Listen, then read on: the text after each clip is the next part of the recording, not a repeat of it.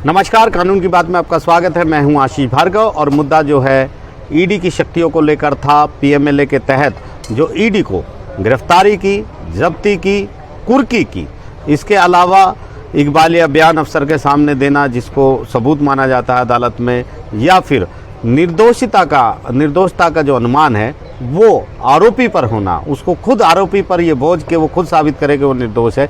ये तमाम जो शक्तियाँ ईडी पीएमएलए को दी गई हैं उसको लेकर सुप्रीम कोर्ट ने बड़ी सख्त टिप्पणी की थी। बुधवार को कहा था कि वो इस मामले में पीएमएलए की जो शक्तियाँ हैं उनकी समीक्षा जारी रखेगा कि क्या पीएमएलए में जो प्रावधान, जो संशोधित प्रावधान है 2019 के, क्या वो संवैधानिक प्रावधानों के दायरे में आते हैं।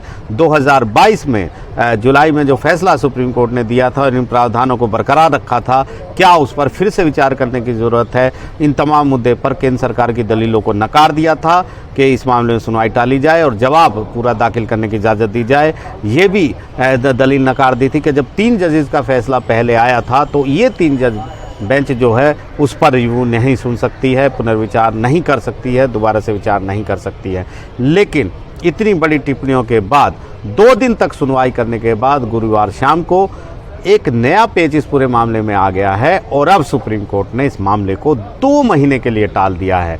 केंद्र सरकार को जवाब दाखिल करने के लिए वक्त भी दे दिया 4 हफ्ते का और उसके बाद काउंटर एफिडेविट याचिकाकर्ता दाखिल करेंगे। लेकिन नई बेंच इस मामले की सुनवाई करेगी, क्योंकि फिलहाल जो बेंच की अगुवाई कर रहे थे जस्टिस संजय किशन कौल, वो 25 दिसंबर को रिटायर होने वाले हैं और 15 दिसंबर उनका आखिरी कार्य दिवस सुप्रीम कोर्ट में है। ये आदेश जारी करते वक्त उन्होंने कहा भी कि वो बड़े भारी मन से ये आदेश जारी कर रहे हैं क्योंकि उनके पास समय नहीं है और केंद्र सरकार समय मांग रही थी, क्योंकि जो प्रार्थनाएं बदली गई हैं, बहुत सारी प्रार्थनाएं अमेंड की गई हैं, संशोधित की गई हैं याचिकाकर्ताओं ने, उन पर केंद्र ने जवाब दाखिल नहीं किया था। तो यहाँ केंद्र सरकार की जो दलील थी सॉलिसिटर जनरल तुषार मेहता की, वो ये थी कि पहले जब याचिकाएं दाखिल की गई तो सिर्फ 2 प्रावधानों को चुनौती दी गई थी, लेकिन बाद में याचिकाकर्ताओं ने 5 प्रावधानों को चुनौती दे दी, पूरे एक तरह से पीएमएलए एक्ट को ही चुनौती दे दी। ऐसे में केंद्र सरकार को उनको जवाब दाखिल करने के लिए समय देना चाहिए था। लेकिन बुधवार को सुप्रीम कोर्ट ने इससे इनकार कर दिया था कि वो फिलहाल सुनवाई करेगा। लेकिन अब नया पेंच आ गया और ये अब जो है इस मामले की सुनवाई नई बेंच करेगी और ये कौन सी बेंच होगी, कौन तीसरे जज होंगे या सारी बेंच बदलेगी, ये अब chief justice of India justice DY Chandrachud निर्धारित करेंगे। इस बेंच ने पूरे मामले को उनके पास, CJI के पास इस मामले को भेज दिया है। तो काफ़ी उतार चढ़ाव आ गए, नया पेंच आ गया। 2 दिन तक सुनवाई होने के बाद उम्मीद ये थी कि अब सुप्रीम कोर्ट इस मामले में दखल देगा, इस मामले में फैसला करेगा, क्योंकि पहले भी जब जुलाई का 2022 का फैसला आया था तो उसके 1 महीने बाद ही जो चीफ जस्टिस NV रमना थे उस समय, उन्होंने कहा था कि जो फैसला है उसमें कुछ एक बार फिर कम से कम 2 मुद्दों पर विचार करने की ज़रूरत है कि जो ECIR नहीं दी जाती है और दूसरा जो निर्दोषता, बेगुनाह होने का जो बोझ है साबित करने का, वो आरोपी पर है। इन 2 मुद्दों पर फिर से विचार करने की ज़रूरत है और पुनर्विचार याचिकाओं को स्वीकार सुप्रीम कोर्ट ने कर लिया था। हालांकि उन पर अभी सुनवाई नहीं हुई है। यहाँ पर बहुत सारी याचिकाएं दाखिल की गई थी इसी मुद्दे को लेकर के ईडी की शक्तियों की समीक्षा होनी चाहिए और 2022 का फैसला ये ठीक नहीं था। इस पर सुप्रीम कोर्ट ने सुनवाई की थी।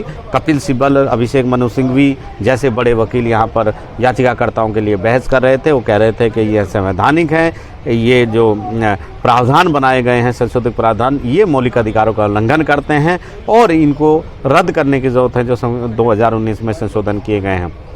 सुप्रीम कोर्ट ने बहुत सारे सवाल जवाब इस पूरे मुद्दे पर किए थे, लेकिन अब उनके कोई ज़्यादा मायने नहीं है, क्योंकि अब जो है ये मामला फ़िलहाल 2 महीने के लिए टल गया है और 2 महीने के बाद जब सुनवाई होगी तब होगी।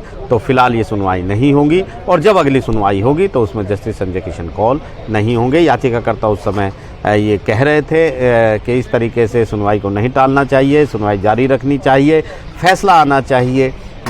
लेकिन अब ये मामला टल गया, क्योंकि ये मामला इसलिए भी आगे बढ़ रहा है कि अब सुप्रीम कोर्ट ने ये भी कहा कि देखना होगा कि क्या कुछ प्रावधान, कुछ मुद्दे ऐसे हैं जिनको बड़ी पीठ के पास इस मुद्दे, यानी 3 जज से बड़ी, यानी संविधान पीठ, यानी 5, कम से कम 5 जजों के पीठ के पास इस मुद्दे को भेजा जाए या न भेजा जाए। तो बहुत सारी चीज़ें हैं। तो फिलहाल ये मुद्दा उलझ गया है और जो लग रहा था कि ईडी की शक्तियों को लेकर सुप्रीम कोर्ट एक बड़ा फैसला देगा, फिलहाल वो टल गया है। नई दिल्ली से आशीष भार्गव, NDTV इंडिया।